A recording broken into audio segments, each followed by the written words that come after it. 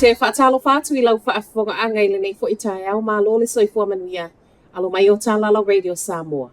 E to mua atu I talo le asolua. To alua tangata wa whaamanu alia ti ngā ina ona o pulufana. O ila ua nei mai sisifo au kilani Hobsonville ma e whaapeo le pō le aso sā lea na tupu ai. O lea na o lava ila ua le whalemai lea pō ma manu anga tu ngā mafua mai pulufana. Ma e tu whaatasia talo tae au lo o iai pēa I le whalemai. O loo whaasolo nei fo iso e ngā leo leo I le mafua anga ai maise o le au te lenga o le mea na tupu. Wa lea wha o ngā ina le si itanga o le tutongi mā walalo na sau mai whautuanga ale matanga luenga o pisinisi ma ngā luenga. O le vaiaso tā luaina wha ailoa mai ai le malo o le asi I le 2 tā la 5 sene I le itu la. Le totongi mā walalo I Nipsila a matamai le aso mua mua o Aperila o le tausanga a sau tusa lea.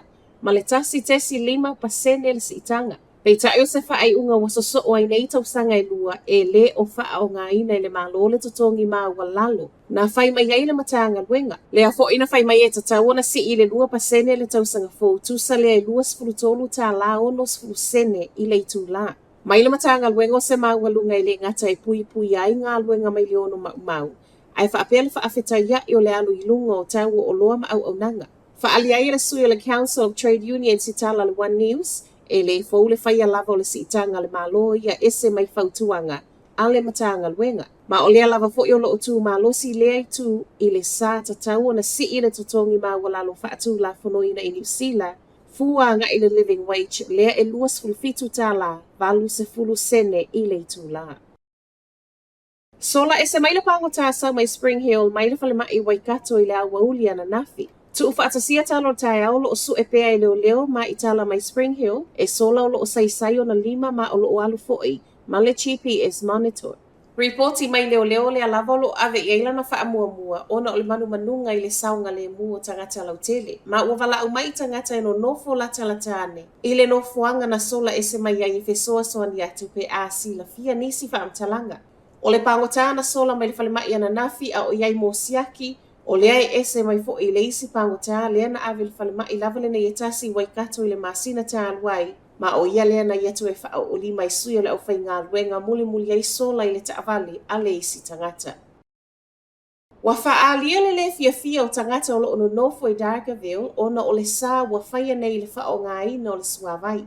O le fia o I lātou e wha ape mafua ona o le fua ma mao mai o fuanga nei peitai mai le pule ngā nua kaipara. O loo iatu ua ia le fesuisu ia I o whainga whaavaya le malo.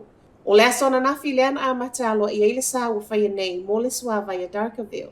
Ma o le afo ia sa o le level 3, po o le mawalunga le nei e matua I whaasa ai a ingo na wha o ngā whanga au whaapea sprinklers ma e matua I le ma whaiona fufulu ni taavale, fale, maisi. E ui e le fau le whai o sa I le whaasoa ino le suavai maua le tūmalo kaipara. O le sā walo ia nei ma ua whanga sa o I le level 3. Ua vave wha mamalu wha atusa I le tau mawhanawhana o le tausanga te aluai. O Dargaville le tusa mwha maunga le Northland Regional Council le whaapea. E na o le 70% o le timu na masani o na pa ui taimi malulu o le nei tausanga lea na maua. E ui le fia o tangata o na mamafa o le sā ua iai toe vave o na aloa ia mai le pule ngā nuu. O se wha ai unga ua whaia ina ia mauti noa e tofu sia uma tangata. Matala wha ai o loo wha au popo pēr tangata mō lia I le maliu o le tamā 5 tausanga ia Boy Taylor, ma o le tangata lo na tolu o mō lia, o le talavau se fulu iwa tausanga. O le talavau atu a tolu I ei tangata mō lia I tui lumo o le whaamisinunga wha I tūmalo I Hastings I le so. O Taylor mai neipia o le ana māua I lunga o le awale tele maona manu angatu ngā I le aso se fulu valu o le masina le nei. Ma o le aso na nafi le ana mua tutu la I eia le ito alua, o le 2 ma le tolu tausanga I luma o le whaamisinunga. O loo wha awau pēr so e ngā leo ma ua whai mai ai e ono wha au popo tangata mō lia.